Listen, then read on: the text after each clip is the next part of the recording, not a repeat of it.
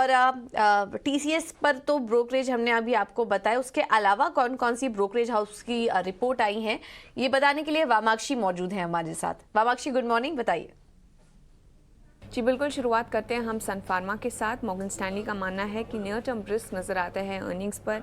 कुछ ऐसे की प्रोडक्ट कैटलिस्ट नज़र आते हैं मीडियम टर्म पर।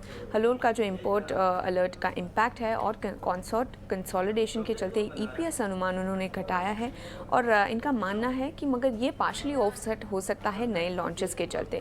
तो ओवरऑल अगर हम देखें, मॉर्गन स्टैनली ने अपनी ओवरवेट की राय को ज़रूर बरकरार रखा है, मगर उन्होंने टारगेट प्राइस बढ़ाया है 1170 का कर दिया है।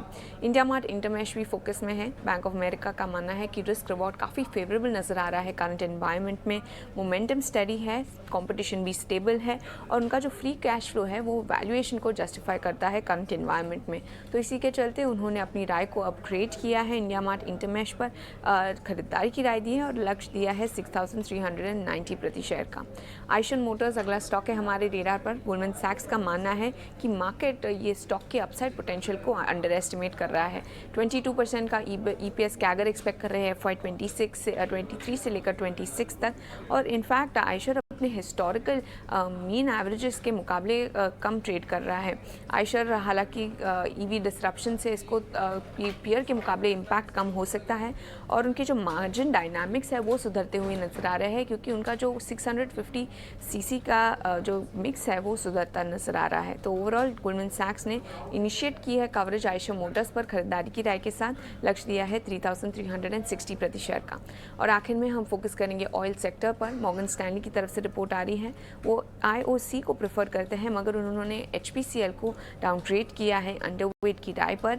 इनफैक्ट उन्होंने अपना टारगेट प्राइस भी घटाया है, 254 से घटाकर 220 प्रति शेयर का टारगेट प्राइस दिया है एचपीसीएल के लिए। ओएनजीसी और ऑयल इंडिया इनके टॉप पिक्स है सेक्टर में। ओएनजीसी के लिए टारगेट प्राइस है 218 प्रति शेयर और ऑयल इंडिया के लिए टारगेट प्राइस है 339 प्रति शेयर का। एक बिनाइन एनर्जी प्राइस एनवायरनमेंट और सुधरते डोमेस्टिक डिमांड ये सेक्टर के लिए काफ़ी इंपॉर्टेंट है। तो ओवरऑल ये थे सारे ब्रोकरेजेस जो आपके रेडार पर होने चाहिए।